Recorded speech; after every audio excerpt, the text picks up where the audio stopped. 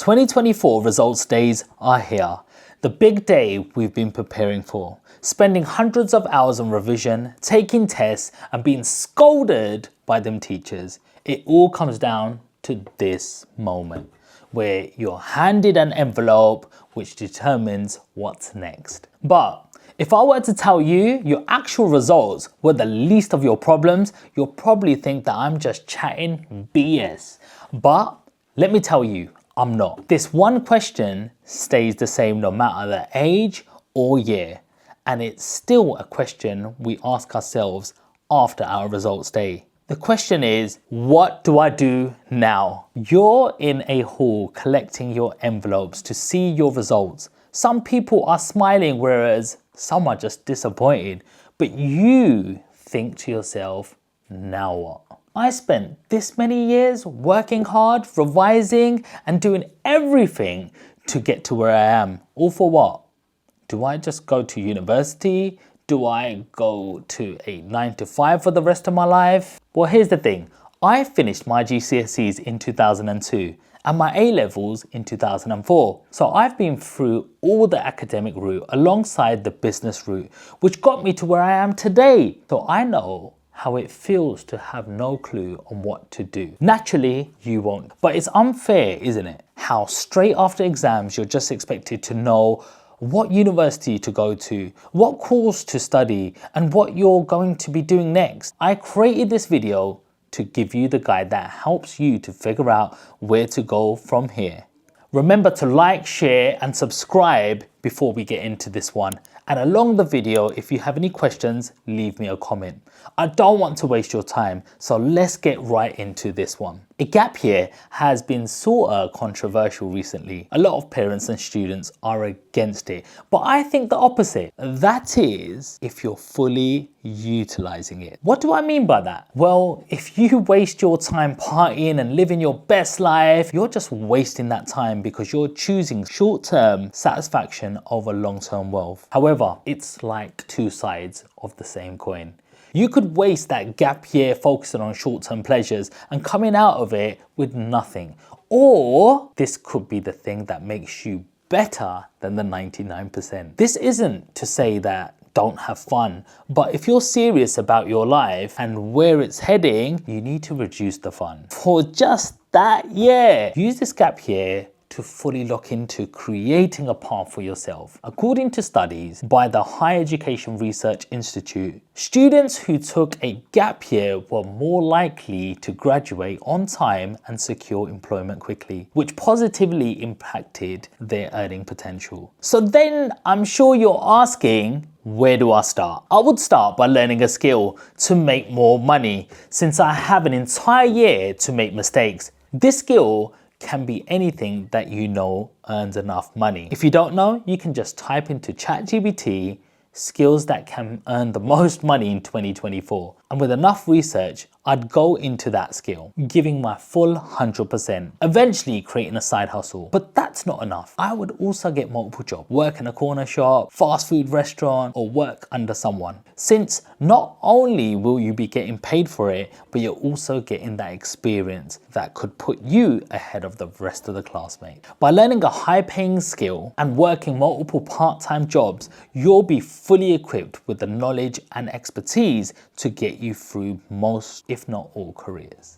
Because what I want you to take from this video is, it's not that degree that will make you more invaluable, it's you who determines how valuable you are. You have 365 days, 8,760 hours to really choose a path that works for you. Because I guarantee you, if you do learn a high-paying skill and get multiple jobs, by the time your gap year even ends, sure, you may not have it all figured out, but you definitely have plenty of money to invest in yourself. But more importantly, you have the experience. So by the time you're in the uni hall with everyone else, or the job you decide to do, you're going to be ahead of 90% of them who just joined straight after school. Degrees are overrated. Yes, you heard me. Degrees are overrated. I went down the route of accounting and finance between the years of 2004 up until 2007. I learned a lot of skills from my degrees that I could use into reaching my dreams, like how to analyze properties, budgets, and plan effectively. Eventually, I was able to afford my first property, but it wasn't because of my degree. A degree is only a tool. You don't need a degree to get to where you want to be, because a degree is useless if it's just laying around doing nothing. Sure, I did a degree and I got a job in banking, but I became a millionaire by working two jobs that required dedication, hard work, and discipline, none of which came from my degree. What I'm trying to get at is a degree alone doesn't do much. In today's day and age, everyone has a degree in some sort of subject. A study by the Institute for Fiscal Studies showed that while the graduate wage premium has remained stable since the early 1990s, the increasing number of graduates means that the advantage of having a degree has fallen. What does this mean? This means your degree has lost a lot of its credibility. Firms don't look at your degree, they look at your experience, since real life isn't like what you've been taught at school. Real life is unexpected, and there's risks which school doesn't fully prepare you for. If everyone has a degree, firms have to adapt to find the best candidate. So don't forget, a degree is only as good as you make it. You may be wondering, how do I get a firm to notice me? Just as I've always been saying, get the experience. Do a course outside of school, find a mentor, do a project by yourself, do whatever you can to differentiate yourself from the majority. The market is competitive and it's challenging, so you need to change. Mentorship. In my opinion, experience will always outweigh a degree. A student is only as good as their teacher, so finding the right teacher is important. A classroom can only teach you so much. You're in a room with 30 other students being taught the same content straight out of a book. So how can you expect it to be different? This isn't entirely your fault. You can't control who your teacher is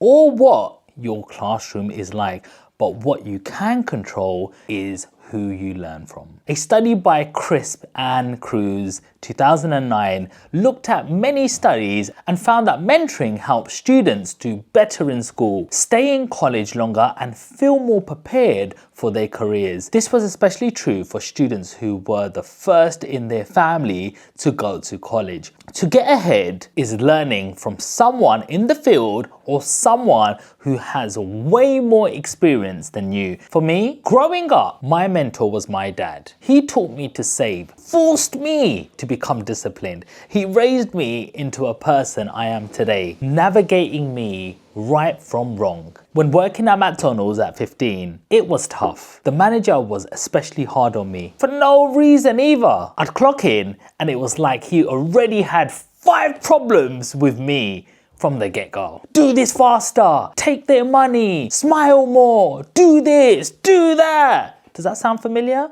It was only me who was getting this sort of treatment. But little did I know, once I left McDonald's, that same manager came up to me and congratulated me. I was confused, since this was the guy who was beating down every day on me. But it turns out it was my dad who asked the manager to beat me down every day so that I could be more resilient and stronger.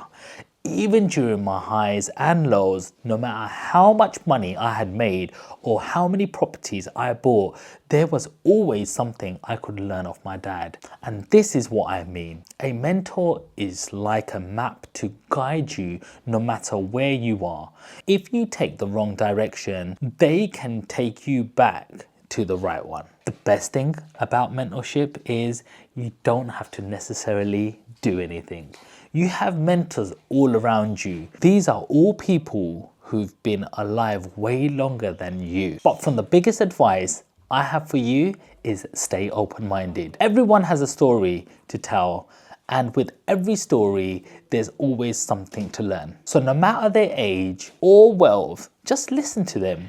You'll be surprised by how effective shutting up can be. Thank you for staying till the end of this video. I know Now that your exams are finished, you're a little bit in the waiting zone in your life. So why not take the chance to go over to my website where I have a few ebooks there. It's all about wealth generation. It's all about setting up simple side hustles like serviced accommodation, Airbnb. I'm sure you've heard a ton of these buzzwords, but if you just take that little step into making your own goals and plans by seeing what else is out there, just start by checking out my website. There's a whole ton of free stuff out there, and who knows, you might find it really, really interesting. It might create that spark that it did within me to create my £10 million property portfolio at such a young age, and I'll be more than happy to support you on your journey. So I hope that this was really valuable. If there's anything else I can help with, please write it in the comment section. Again,